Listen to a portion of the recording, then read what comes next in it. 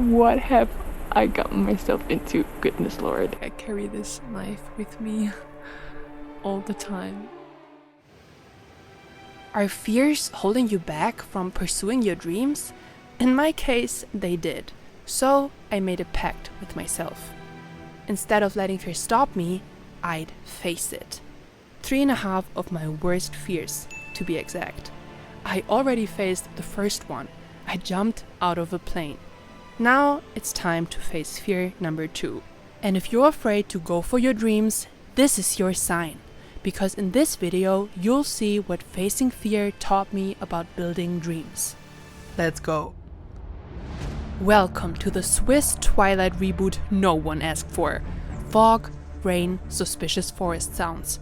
For fear number 2, I'm leaving the city behind and I'm heading into the majestic mountains, home to mythical forests and mysterious creatures.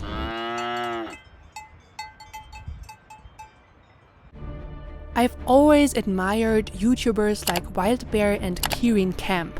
Watching them camp alone in nature feels so peaceful and magical. There's just one tiny problem.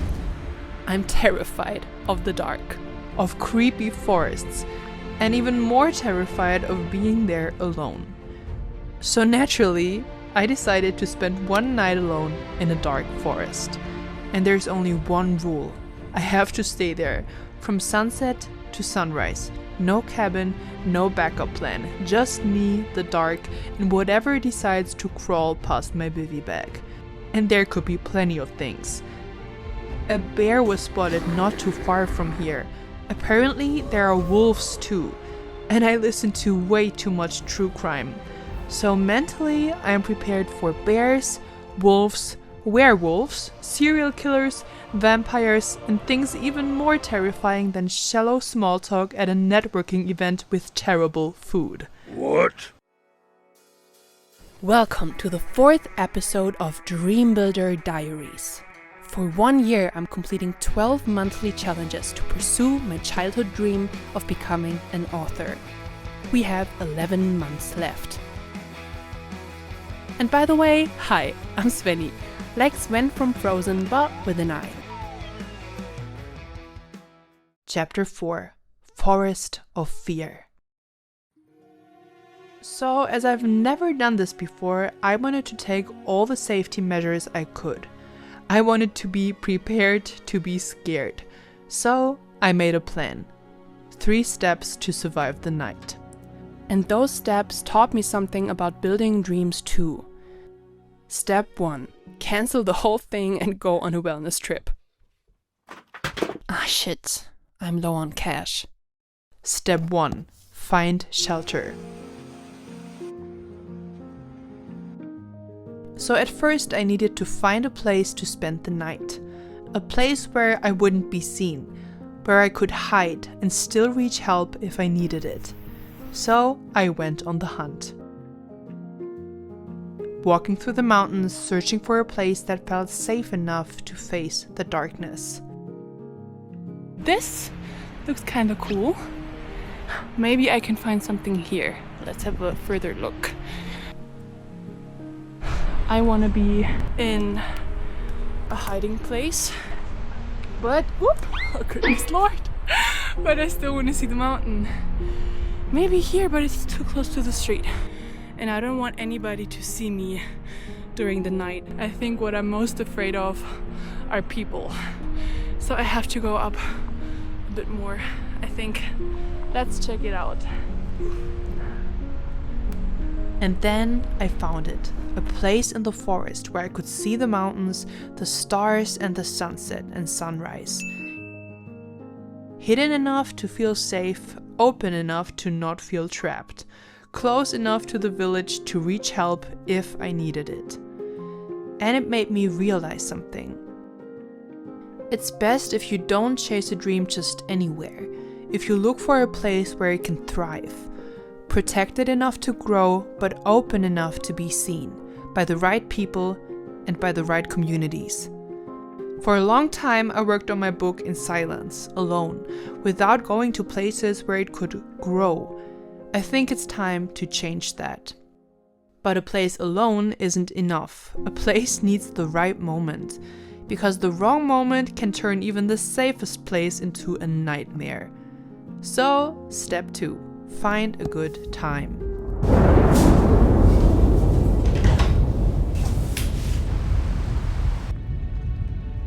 And that turned out to be the most unpredictable part. Finding a good time was harder than I thought. When I arrived, it rained constantly. Then the weather turned moody. One moment it was gothic mist. The next, I looked like I was starring in a granola commercial. Honestly, it felt like the perfect metaphor, because weather, like life, is beautifully unhinged. You can try to fight it, or you can learn to dance in it. Preferably with waterproof socks. So right here it looks sunny and bright, but when I turn around, right here it looks like the thunder and rain and dark are coming back. I kept asking myself, would I spend the night in fog and rain or under a sky full of stars? But the truth was, I couldn't plan it, not completely, because in the mountains, the weather can change in an instant. Dreams are a lot like mountain weather. If you wait for everything to be perfect, to feel completely ready, you might be waiting forever. So when the forecast finally cleared just enough, I decided to take my chance and to focus on what was actually in my hands. I couldn't plan the weather, but I could plan how to face it. So, step 3, pack my bag. To survive the night, I needed the right things. After some research, this is what I packed. First, a good backpack. This is Rupert, a very good backpack. Then, a bottle of wine to calm my nerves. What? Just kidding. Let's do the opposite of Jesus. Turn wine into water. I also packed a sleeping bag, my diary, a mat, a bivy bag, my camera equipment, a whole lot of other stuff, and this cute lucky charm that will hopefully save me from wolves and werewolves. Now let's put all of this into Rupert, my rucksack. And what you can see here, I also brought a knife, mostly as psychological armor. And just in case I needed it. And with everything packed, there was nothing left to prepare. It was time for my night in the forest of fear.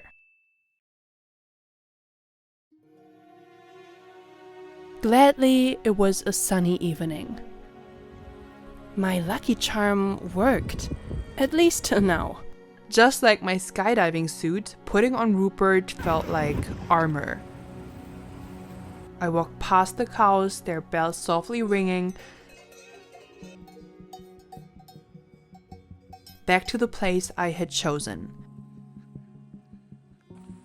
The trees greeted me with open arms. Everything still looked peaceful, more like a fairy tale forest than a forest of fear.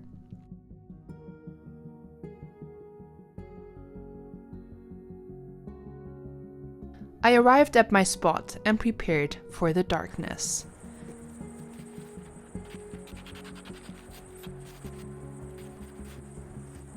This is where I'm gonna stay tonight. I have my sleeping bag with a pillow, and I have all my stuff right here. My mobile phone fully charged. I have power banks. I even have a weapon. Yeah, I'm ready for the night. And so there I was, alone in the forest, not running anymore, just waiting for the night to arrive. The clouds moved, the light began to fade. So it is currently 8:30 p.m. So I really like this place. The only problem I have is that there is a trail down there. I'm really scared that some strange guy saw me going up here. I'm pretty hidden behind this tree when I'm right here, but when I film, you can see me. So I definitely have to watch out. Before it got dark, I wanted to get to know my surroundings. I took a last look around, trying to memorize the forest, so that in the night I wouldn't stumble as much as I normally do. Whew, goodness Lord, I'm so clumsy. Right now I'm not really scared because I love forests and I love nature and I feel really at home in nature, and I love like the smell and the sounds of forests.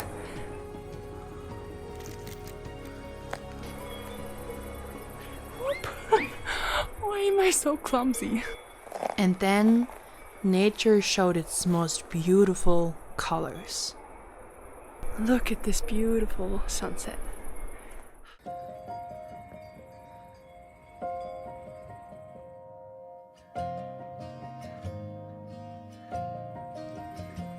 Like autumn, sunsets show you the beauty of letting go. That quiet moment where one chapter ends and the next one hasn't started yet. A sunset gives you time to say goodbye to the light.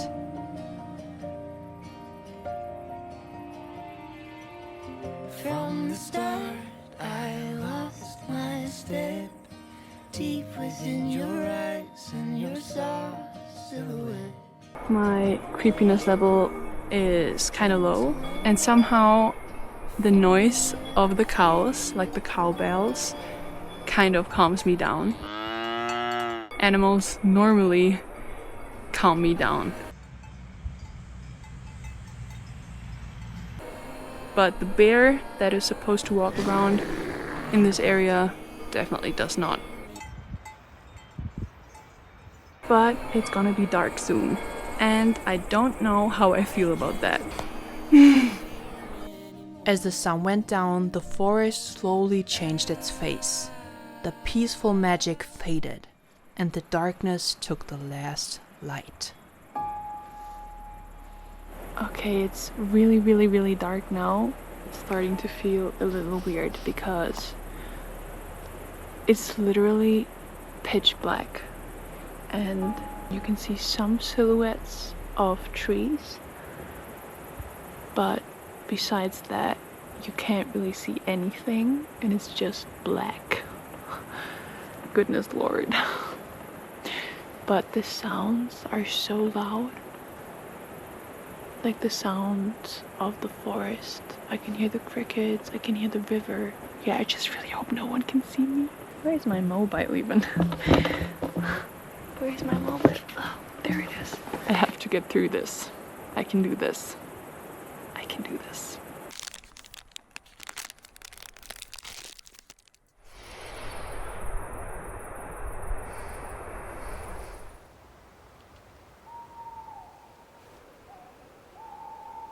I really have to pee. And obviously I don't want to pee at the place where I'm staying at, like where my sleeping bag and everything is. So I have to go out into the dark woods. And I'm not ready for it, but I have to do it. See like a light down there, and I don't know what that is. And it's kind of weird. I just hope it's the lights of the city or a street lantern or something. What have I gotten myself into? Goodness Lord. Goodness Lord. Okay, let's just take a quick pee and then I will just calm down. Oh God, was that a noise? There was like a noise or something.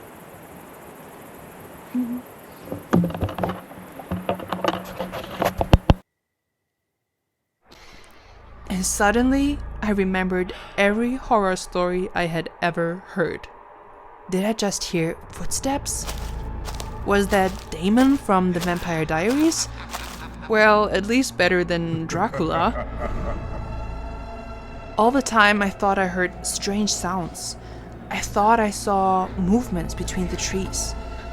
Was that a pair of red eyes? Was that the bear? Or the pack of wolves trying to hunt me and then eat me? This felt way harder than jumping out of a plane. Because skydiving only took a moment of courage. This would take hours. And those hours felt like an eternity. And with every minute, with every breath, my fear got worse. Midnight, the haunted hour. Where are the ghosts? I'm so scared right now. Oh my goodness, Lord. I carry this knife with me all the time. I have my phone with me all the time. And I don't really want to film, and I don't really want to turn a light on. When the light is on, I don't really see anything because the contrast to the darkness is so huge. So yeah. I feel like an idiot just sitting here with this knife. But I look kind of creepy too right now, so.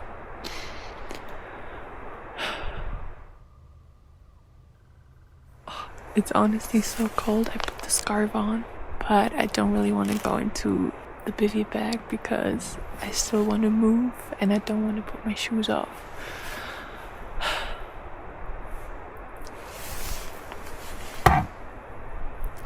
I'm just so fucking scared. You know how I said that fear is a great storyteller? Well, it seems like it thrives in darkness. And when you can't see, your brain fills in the blanks. Every sound becomes a threat. Every shadow becomes a monster. And every doubt suddenly sounds like the truth. When fear peaked, I realized I couldn't just sit there and let my imagination run wild. I needed tools.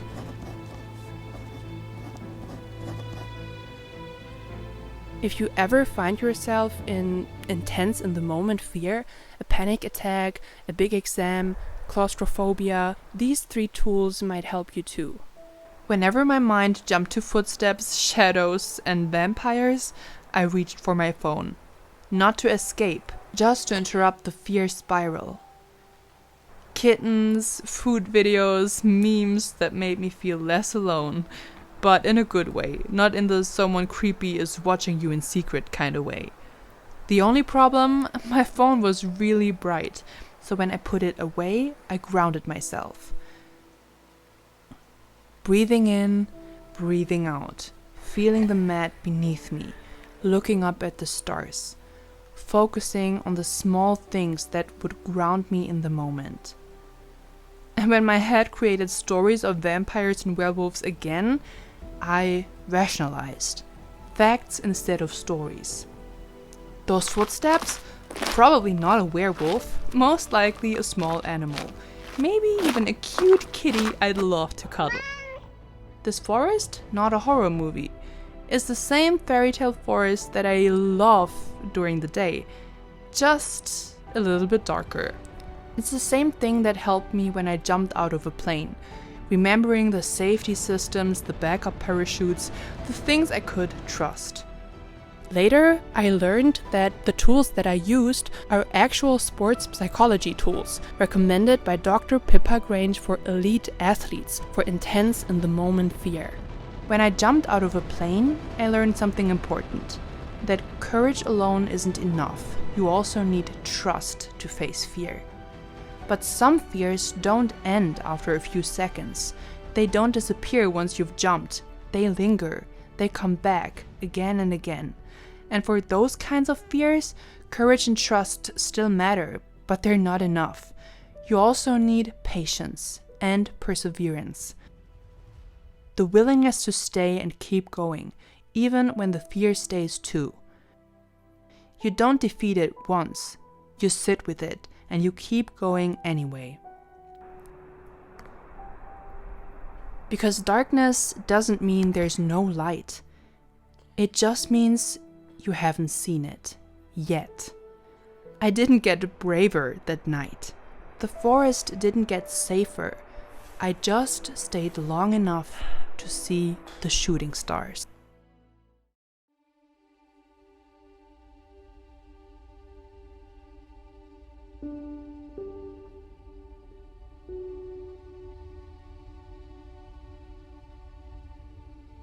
I won't tell you what I wished for that night, but if you're in a dark place right now, I hope you'll get to see some shooting stars soon.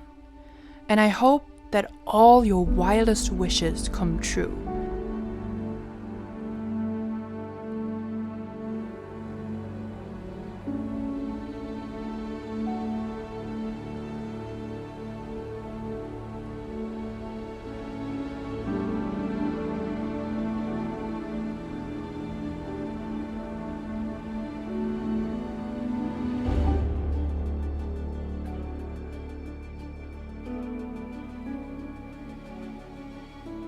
The darkness slowly started to fade, and dawn removed its dust. So I'm so incredibly happy that the sun is rising now and that I did it. And honestly, I don't think I want to do this again, not under these circumstances. Maybe you have to get used to it, but I don't know. Not alone. Maybe with someone else. But I don't think I would do it again alone. And you see, I'm still paranoid, even though the sun is rising and I can see the surroundings again. I didn't want to make any sound, any noise, and just like opening the bottle and drinking it, I don't know. In my paranoid mind, it would have been too loud. So I just didn't drink anything and I didn't pee. It's time to do that now. Let's take the first sip of the day, which I think I really deserve. Honestly, I thought this would be much more romantic, me sitting under the stars writing in my diary. But it was just me laying there like an animal that plays dead all night. And I deserve more than a sip of water. Some sleep. So I packed my things. I thanked the cows whose bell sounds were a little bit of comfort during the night.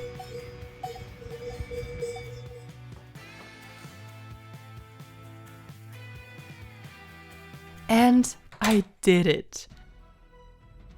I faced my second fear. Time for some rest. I didn't conquer fear. I stayed with it. And sometimes that's all it takes. This experience taught me that you need patience and perseverance. You have to sit through the dark times if you want a chance to see the light. I understood how important that lesson really was when I met someone on a spontaneous trip in Switzerland a few weeks later. In this magical hotel in Wengen, Chris Fisher, a wildlife photographer and video maker, whose work you might recognize from documentaries and major productions. When dealing with panic or trying to achieve something, Chris emphasizes 3 Ps: patience, perseverance, and problem solving.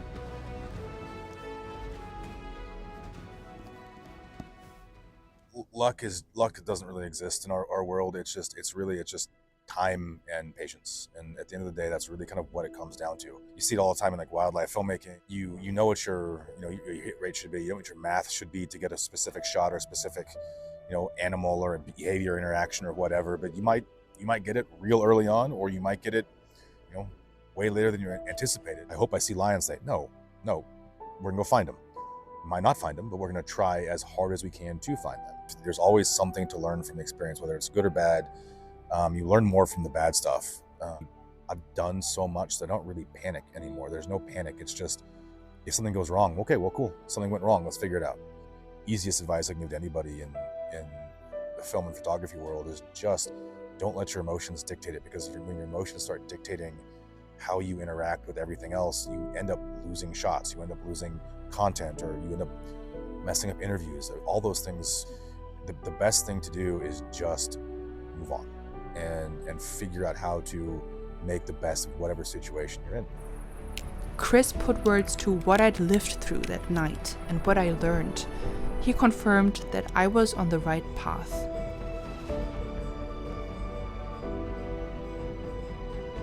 Two fears down, 1.5 to go. And it's time to tackle some not good enough fears. It's time to tackle my doubts in the next video. What if no one will care? Oh my gosh, okay, this is so uncomfortable.